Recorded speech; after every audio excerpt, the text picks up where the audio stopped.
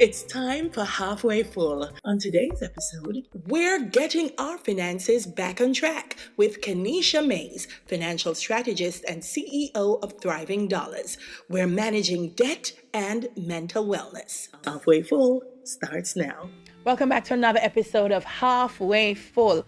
Let me tell you something. Researchers have documented the health effects of debt. And unsurprisingly, studies show that having money problems can increase your stress levels and affect your health.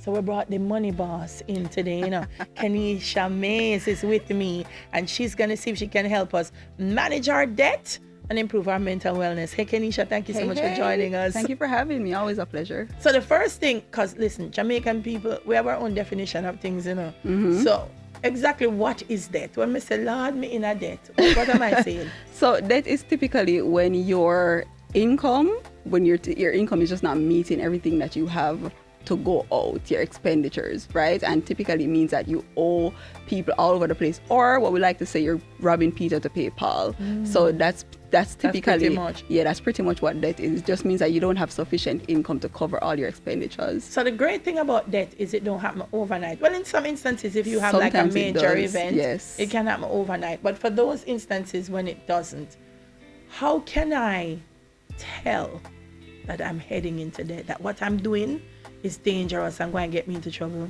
Yeah, I mean, it you can typically see it coming, right? You always kind of see it coming, unless, like you said, it's something major and it's something traumatic and it's something like, a really big emergency. But otherwise, sometimes it starts with, all right, you know what, I don't have enough money for the light bill this month.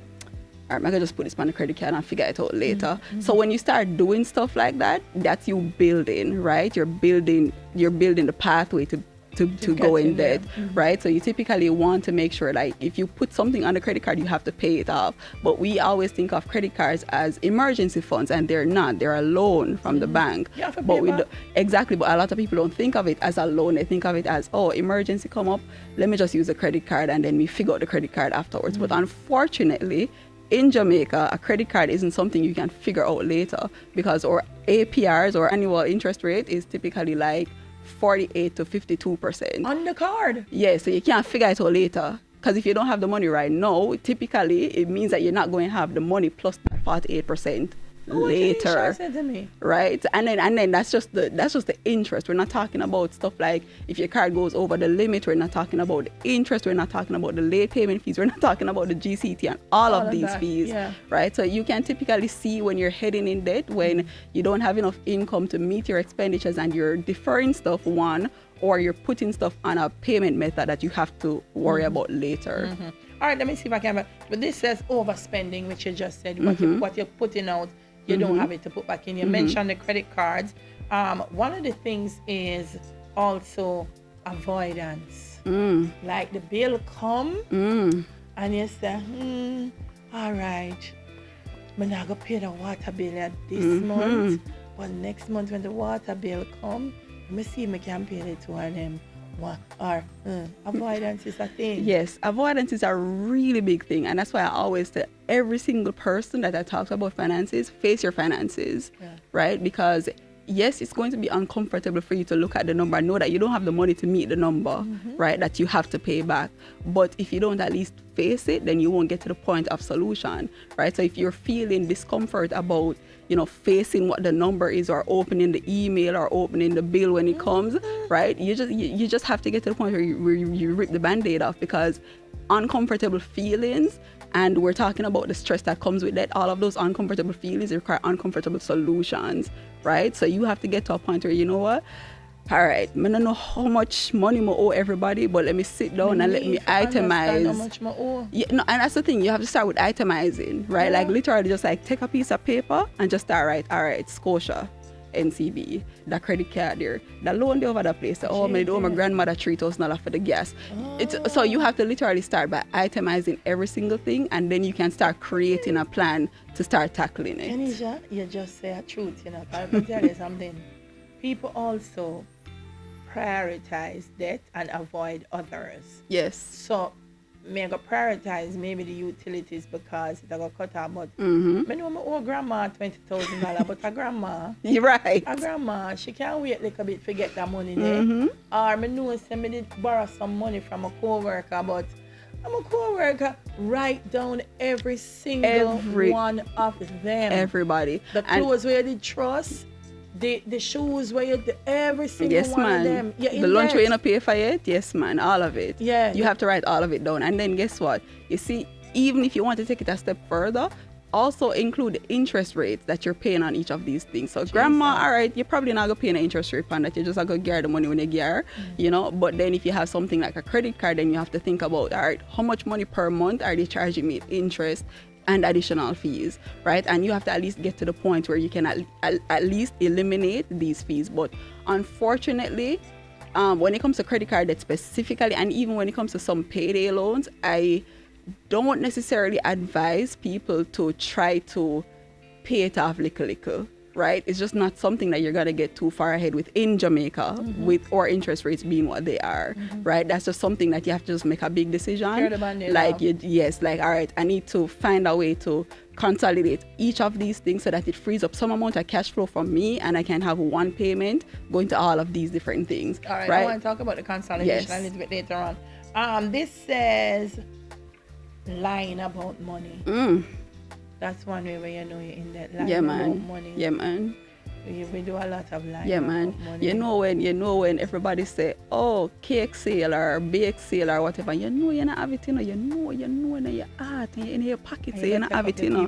But you take up the people them cake and the people them muffin and you have to figure out how to pay for it later. Yeah. And then the money we have to pay for it later, now that's how they do the water bill, you know. And then now you have to worry about the water bill afterwards. Or somebody wants to go out and there's a trip, but you don't want to miss out, but you can't afford to go, right? And you're like, no man, mega just, yeah man, we can't afford it. Yeah man, we can definitely do this. And you're lying to them and you're lying to yourself. I have a credit card and you have to use credit card to pay for it online. So do it for me. I'm gonna give you back the money. Yes, that's also a thing. Yes, and then people, I've had that happen to me like fairly recently. I didn't actually place the order because, girl, no. But someone actually, like my nail tech was like, oh, can you order these and then I'll pay you the money. And every time I was supposed to like get the money, it was like some story. And I'm like, hear what? I'm just gonna chill and you just chill. Like, let's just literally not do this. Because I know I would never get my money back. No, when me and you different. I would have do my nails till tomorrow come. Every day I go to my nails and she said, pay. I say, wait man, just take it off of the bill. No, Kenishia, you're crazy. Me and that me can't afford for nobody. No, I carry money feelings in, so I don't want contention. Money feelings. They say balance transfers. That is another thing. Yes. So you just juggle around the money. Yes. So it's not as popular a thing here. I mean, we have debt consolidation. We don't necessarily have balance transfers as much. I mean, it's a thing, but it's not like widespread. But balance transfers are typically when you have, let's say, a credit card that's maxed out or over the limit and you're in debt on that credit card. I mean, once you use a credit card, you're in debt on it, but I'm speaking specifically to being over the limit. So that's typically when you're transferring that balance to like another credit card where there's like a 0% APR for like some period of time where you feel like you can get caught up, and you keep doing that. So it's a tool that I kind of wish we actually had here. Yeah. Like, it's something that I feel like a lot of people could benefit from, but unfortunately we primarily have credit cards and payday loans. But yeah, balance transfers can be useful, but it can also be dangerous, because if you're just like transferring the balance to a new credit card but you're never actually like using the time that you get with 0% interest to pay it off, then there was no point in the transfer in the first I know place. People, for example, they will transfer from the account onto the credit card so that it says okay, and then them use a credit card. Yes. Then them go buy something with the credit card right away. So that's actually called revolving debt, right? So it means that we're in a cycle where the debt keeps on revolving. So we never actually pay it off. We never actually get to zero. We just free up enough balance to get to use it for the next thing that we want, and we just keep doing this. So in your head, because you transfer the money and you pay it, you think, I paid it, I don't owe, you owe. Yeah, but once you use it again, you owe. Like once you swipe the card, so once you tap the card, you owe. That won't leave us If alone. you look on the card, you probably owe, to be honest. You didn't have to use card it. will tell you. This one, I feel like if you reach here, so just stop yourself using credit card cash advance. Oh God. Yes, we really want to avoid this at all costs. I mean, it's the interest rate is so high that it just makes no sense. If you don't have the cash, you're not going to have the cash plus the fees that you have to pay for that cash advance. Like it's honestly, unless it's like a really life changing in this moment critical emergency and you can't get it from anywhere, it's like there's nobody to help you, I really feel like that's something you should avoid at all costs. It's not beneficial to you at all. All right. So I read somewhere where there's good debt and bad debt. I was like, good debt and bad debt, me like it. So debt, there's a halfway full to debt. Yes. But how much debt is healthy and how much debt is not? Stop yourself. Debt is, once you don't feel overextended, I don't necessarily know that debt is healthy. I mean, there can be some good debt in terms of like if you have you're going to school, you need student loans, right? You may not have the money to pay out of pocket for tuition, but in a couple of years you're going to get the kind of job that can support your student loan payment. Yeah. So that's considered like decent debt. You have to pay it back though after you have to pay it back. After the grace period done, you have to pay it back, right? And then if you're buying a home, like your mortgage, that's fine. Depending on the kind of work that you do, your car loan may also be good debt because it may be the thing that you need to actually produce income, right? So there are levels to it, but once you don't feel overextended, once you're not like scratching your head when the money hits your account, like, all right, who can get payment now and who can wait? Once you get to that point, you're overextended and you're heading into bad debt. Yeah, and listen, as I said, this is about mental wellness and debt can stress you out. Yes. So I'm in it. Oh my gosh. What happens when I'm in debt? Because even though, them have credit score in Jamaica yes, right now, we do. So we can't just run up and down and do things like we used to. I mean, yes. folks who are going to be listening overseas understand that long time. Yes. If your credit rating is bad, you're in trouble. So you really can't afford to be in debt. So what happens when I'm in debt, Kenishia? So, like I said earlier, you want to start by itemizing. Like, it's good for you to get a big picture of where you are, what you're doing, and so you just want to be able to see, like, all right, face the money problem, face your finances, just rip the band-aid off, put on the glasses, take out the pen and the paper, and figure it out, right? Like, literally just start by itemizing each thing, and then what you can do is, outside of credit cards, right?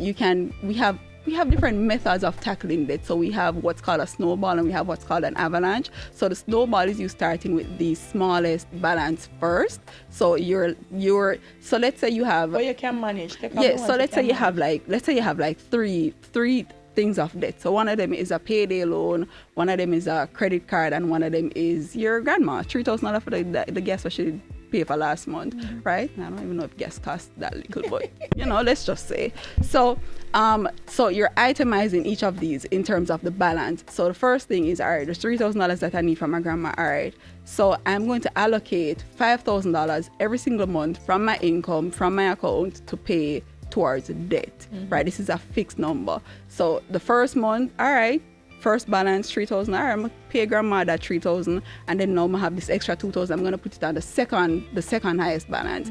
And then all right, when I do that now, next month come around, I don't have grandma anymore, so that full $5,000 is going on the second balance, and you keep putting it on that second balance and that second balance until that clears up, and then you roll all of that into the third balance. So that's a way for you to snowball. Like, you literally are starting with a small thing and you're just like building up. Yeah, and then you're getting rid of it. And the avalanche is you starting with the highest interest rate first, right? Which is typically what I would recommend here in Jamaica, just because our interest rates tend to be really, really high. So if you have a credit card, you definitely want to start tackling that 48% because that's something that is really hard for you to get ahead of, right? Like, it's not like a 10%, like you're paying this 48 to 52% on this debt. Jesus. Like, you really want to get ahead of that. And then you owe on top of what you owe. It's problematic. Man, Shadrach, Meshach, and Abednego. It's problematic. It's problematic. It rough. There's a term that debt people like to use, which is debt consolidation. Yes. What it mean? So this means that if you have multiple sources of debt, several places, several institutions, several people, you can consolidate those into a single source. Okay. And so this is beneficial for a few reasons. One, typically if you have, let's say, actually I'll give you like a client example without saying who the client is, of course, but she had when she got her income, there was so much money being deducted. Like at the end of the month, she was clearing like $3,000, right? And she not reach money for come back at work. She not reach bills. She not reach nothing. This is just like all of the loan payments just being deducted from her salary. And so one of the things that we went through, I'm like, all right, we need to talk about debt consolidation, because even though you may consolidate your debt at a higher interest rate, what it's going to free for you is cash flow, and cash flow is really critical for you, right? So when we did that, she was able to clear up enough where she was clearing about $30,000 per month. So she was now able to stabilize herself without acquiring new debt, because one of the things we don't think about when we think about debt is that, I think instinctively we think, I'm just going to throw every single dollar at it and then hope it disappear. But that's actually not the best solution. Your debt journey actually starts with savings, right? You need to build some kind of cushion for yourself so that in the event of an emergency or something else, you're not going back into the same debt that you just paid down to clear this emergency. So you definitely want to build a cushion so that if something comes up, you're using that cushion for the emergency without going into further debt or going back into debt. So your debt journey actually starts with some, yes. That's an important point you're making, Kenishia, because I know I meet people and them say, I prefer dead for hungry, I go pay off everything when I owe. No. But then you're correct. If something else happened, you're going back to the same credit card, the same payday. The debt becomes so overwhelming because it becomes cyclical. You just clear the credit card. Yes. And then now something come up. And then that's you have to go back, go use the money. And then that's the thing too. That's something that really affects people mentally, because I've worked with enough clients to see where they got to a certain point and then something happened, life happened, and then they have to go back into debt, and they feel defeated, and it's really hard to come back from feeling defeated. Like the number is the number, but when you feel defeated within yourself, like you just don't have the fight. You just don't feel like there's that just takes it just wins. And me just it wins. Yes. So your debt journey actually does start with savings. Yeah. So what I'm hearing too is make a plan. Yes. Have a debt management plan, and that plan starts with savings. Yes, 100%. Yeah. 100%. So once you get to the point where you have it don't have to be like a full month of, whatever. So I normally work through something with my clients that what is the absolute, this you cannot compromise on every single month. Like the light bill have to pay, the water bill have to pay, you do need to eat some amount of food. Maybe not your full grocery bill, but what are the essentials? So once we get down to that skeleton kind of budget, then all right, this is what we need to factor in. We need at least 1 to 2 months of this, 3 if we can push it, right? And then once that's covered, all forces, debt.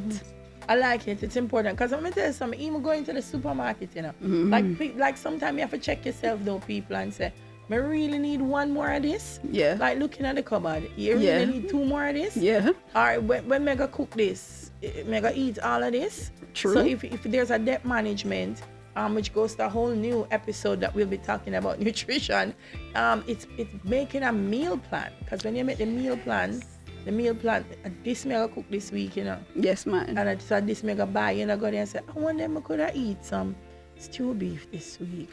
And you say, would I curry some chicken? And you say, and then you reach home later and you order food. Oh God, So yes. the money. So you spend all of the money and then what? And then you tell yourself, I'm gonna eat it one day, so it's fine. Yeah. But no, like if you're in debt, you actually just need to get down to a skeleton budget. Like what is the absolute bare bones of what I need to survive, right? And then everything else, once you factored in your savings, everything else you throw it at your debt. So it's important to identify your spending habits 100%. and make some changes. And, Yes. and I mean, that example was the supermarket. Next example is why you gone online gone buy something. You really need it? Amazon have people in a chokehold. Yes. But listen, I have this method that I work through all of my clients with. It's called LTEM. So list, track, evaluate, modify. List, Track, evaluate, modify. LTEM. All right. So L, list. So you can do this for debt, but this is just in general of tracking your spending, right? So list all of the things that basically every single line item that you spend on. It don't even matter how unimportant you think it is, right? It can be, because I'll be working with clients and I have them sending their information ahead of our sessions, and then I'm like, okay, so let's revise these numbers. Let's actually go through each of these. So how much you spend on phone credit? Not like $3,000. Okay, that's a big chunk. We need to find this needs to be included. Yeah, like we need to factor in this $3,000 because what happens is that people list the big things, the utilities, the rent, the mortgage, the car loan, but they don't list all of the smaller details, and then the smaller details are costing you $30,000, $50,000 a month, $100,000 a month.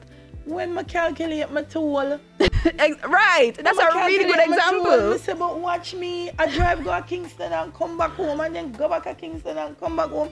I say, no, I'm going to walk with my toiletries and find somewhere work from in Kingston, but the back and forth. When I added up the toll. So that's the thing that a lot of people don't factor in these small details, but the devil is always in the details, and the debt is also in the details. Yeah. So you want to make sure that you're going through listing every single thing, that even if you spend on it like 2 times for the year, because that's the next thing too that people do.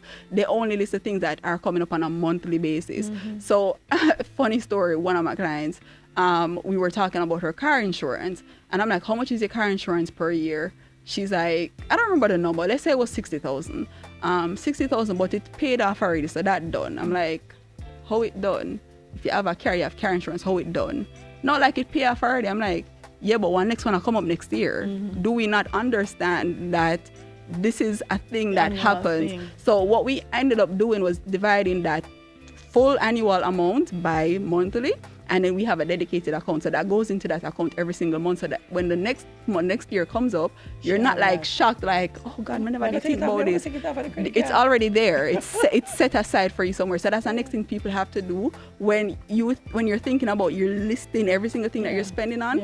Include the things that come up 1 or 2 times per year. List the things that are so minute that you probably don't even remember about it. Like, what if you have a little peanut man will come sell you 2 peanuts, look a plastic bag of 1, 2 little peanuts every single day. You probably spend a good $200 on that. That's $1,000 per week. That's $4,000 per month, right? So you have to get down to the nitty-gritty of it. So list every single thing. No, it's a serious thing that now you're talking, Isha, because I'm thinking even fuel. Sometimes you drive up and down the peak traffic. Why? Like Mr. Traffic midday, I say, why so much people are going midday? You don't know traffic out there. Yeah, why are you wasting your fuel? So it's just understanding what are identifying the spending habits and making the changes. That's important. This says, take care of yourself. Take care of yourself. Because you're in debt, but if you're not healthy to pay it back, it don't make no sense. So I'll see people and them say, I drink 1 cup of tea from morning, because I have debt for pay, so I not eat no lunch. I go home tonight and just 2 crackers I go get. But that's unhealthy. It's really unhealthy. Yeah. I mean, the debt alone, the stress that causes, you're losing sleep, your mental health is suffering, you're going to be going through it, and then eventually that leads to gastrointestinal issues, right? And then now that you also not eating is also adding to your gastrointestinal issues. So if you're already in debt, the last thing that you want to do is to make yourself ill, right? Because now you have a doctor bill for factor, now you have prescription for factor, now you probably have surgery for factoring. If you never have the money before, you're not going to have it with all of these life changes that are now happening, right? So definitely take care of yourself. I however, caution people, because a lot of people suffer from what I call I deserve it itis, right? So you go through like a week of getting the stuff done that you needed to get, and I deserve something, but feel for something nice, right? And then the feel for something nice that costs you $10,000 every time you feel for something nice, right? So you don't want to suffer, you don't want to push it overboard where you're leaning into I deserve it itis territory, but you definitely want to make sure that you are taking care of yourself. And I also don't believe in deprivation. Like, that's one of the things I work with all of my clients, and like, listen, there are some things that are critical for you to feel good about yourself. Like, I had one client that if you can just find money in my budget I just want to do my nails, I just want to feel pretty. Okay. It seems, she's in debt, she's trying to pay down debt. This seems like, well, you want to take up yourself and do nails? But no, it's important for you to do something for yourself, right? Because at least you have something that's like keeping you grounded on this debt payoff journey. Because unfortunately, the alternative is you don't do anything for yourself. It's just bare bones and just cut and go through and just anything, just scraps, right? And then you have a moment where anything can happen and changes where you are in your debt payoff journey, and then you just like snap and you just go on a spending spree. And I've done it. Like, this is actually the start of my debt journey and the start of me coming out of debt and then starting ThrivingDollars. That literally was how it happened. I was saving. I used to save all, like 50% of my salary, and I was just saving every single thing. Like, I had the same thing for lunch every day, 2 patty, 1 grape soda, nothing else. There was like no room for excess, right? I was just saving all the money. And then something happened and I snapped, and then I just like blew all the money that I spent 2 years saving like within 3 months. Oh. And then it never even stopped there, because you think once the money done, it done. But once you get into the cycle of spending, you typically don't stop, right? So even though when the money done, you still look for something else to spend. So I was maxing my credit cards, and I did I live life, and then life caught up with me. Life goals. Ooh. Hashtag life goals. Life caught up with me. So yeah, you definitely want to do something for you. You definitely want to do things to keep yourself centered and keep yourself grounded on your debt journey. Like, I don't believe you should be depriving yourself of every single thing. So I had one client, she just wants to get her nails, and one client, I just want to go to Carnival in Trinidad. All right, we're gonna figure it out. And then, because once I give them something too that they know that I'm actually looking out for your best interest, once I give them a thing for them, whatever I require of them, they typically will be very receptive. Like, all right, you know what? I understand. I get what you're saying. I trust you. Let's do this. The whole process of getting out of debt is about you. It is. It's about getting you to a better place. Yes. You know, and that's why I like the halfway full, because you're halfway, the glass half, when you say, all right, but at least nobody not gonna lock me up. Yeah, right. But nobody not Of course, if I come back for the bed this month. Nobody not come to lock me up. But if you're really on your way up to making that glass full, you need a plan. You need a plan. All right, but look at me and get myself out of this. Yes. And get to where I want to be. I'm gonna tell you, debt free. Oh my gosh, I've had those moments. Peaceful. I've had those moments. But at the debt moments, but I have the debt free moments. Yes. And I say, thank you, Jesus. Me like younger. Me everything come me so happy because I said, please don't bring me back there. But life happens. Life happens. And that's the thing too. Like, that's the next thing too that I want people to understand. It's not, your financial journey is one of the longest journeys of your life. You never ever end. From the point of you starting to interact with money, even as a child, you save towards the something where you did see in the shop, you want that something, they want that like a tennis ball. You're always working towards something financially. So it's really important for you to master yourself and master that journey, because it's a journey that never ends. You're either saving for a life transition, you're saving for tuition, or buying a house, or for children, or for children, or retirement. Like, there's always something that you will be working towards financially. So it's really important for you to just like, you know what, let me just make sure that I know what I'm doing on this journey. So our next thing too is accountability. Actually talk to people. Like, not the people that are going to tell your business, or the people that are going to shame you, but actually talk to people, right? Like, reach out to other people who are in similar phases, who can, you know, offer you some advice, or people who have paid off their debt. Ask them how they do it. Right? Maybe they did the consolidation, maybe whatever the methods are, but like, keep yourself open to options, and you get to that point by talking to people, right? So yes, it's really important for people to understand that debt sometimes can be cyclical. Like, yes, you pay off your debt and you're good for like 2, 3, 4, 5 years, and you feel like you're invincible and you don't owe nobody no money, but life can happen and it can bring you back to that place. So it's important for you to not feel defeated. It's just important for you to know that, you know what, I did it before, I'm gonna do it again. Silence is I think silence is one of the things that affects our mental wellness more than we know. Yes. So I am in debt, but I'm afraid to ask for help or to seek advice, because I don't want nobody to know say me owe. And people are going to see me and say, you see her go along this, sir? She owe all heap of money. Listen, tell people, talk up. Me in a debt, me need help, because guess what? Them can only say that for your time, because once you clear your debt, you're okay. What are they going to say? You see that girl that she did in a debt. She did in a debt. Yeah, and that's what, the people who you talk to, like, that's really important. Like, don't share your don't share stuff with people who just want to shame you or hang it over your head. Like, that's not helpful for you at all. Share it with the people who actually have your best interest at heart, the people who can give you sound and unbiased advice. Like, you know what, actually, what we had about the spending, because my area talk about the debt, but I stay still I go XYZ place, I'm stay still at the what can we talk about this, right? So that's not shame, that's really just like from a place of empathy, like no, we could talk about this because this is not in alignment with what you said you wanted, right? So I don't believe in like sharing the information with just all and sundry. Yeah. No, but definitely don't keep it to yourself though. Like, and then you would be so surprised at how many people are going through the exact same thing at the exact same time. There's no shame. Because we don't have time to talk about seasonal debt. Oh my God. Because Christmas is a whole thing. Some of them big events, back to school. I'm not going to call the events them, but you know the parties, right? And the events, when you see the companies put out, you can get a loan to go to this party. Oh my God. I'm going to say a loan. Such concert the other day. I couldn't enjoy myself because the whole night when I feel say, oh, I'm going to pay about this. Oh, I'm going to pay about this. So, you know, before we go, Kenishia, people like you help people. And so I want to reinforce that there are companies like yours that are there and people can seek them out. 100%. And that you will not only give them a plan, but you will help them to be accountable, eh?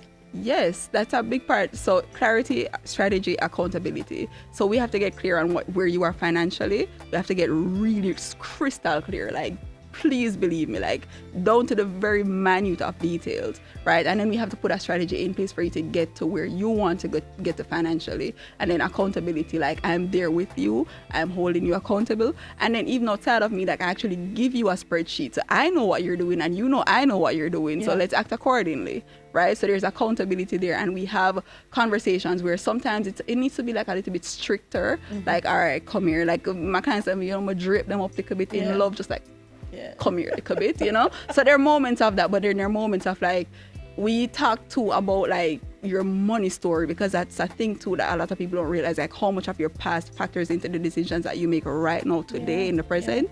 So we dive into all of the stuff that led up to this moment. And then so there are points where I can connect clients with this thing that you are doing now. Can you see this behavior in your past? Or right, exactly. So we literally get to a point where like, look, this is the thread. This is a common thread for you. Let's talk about this. Because sometimes it's not just the debt. Sometimes I had one client where she just felt so inadequate. Right, she left a really good job. She was freelancing on her own. She was struggling, and she wanted to just feel adequate. Like leaving her job wasn't a mistake, right? So that was leading to like a lot of stuff for her. Like she would just have like triggers, right? So that's the next thing we talk about. What are your triggers? Because sometimes it can be you just see something on Instagram and you're like, why I can't have this? I've had that moment when I had my last job. I remember 2014.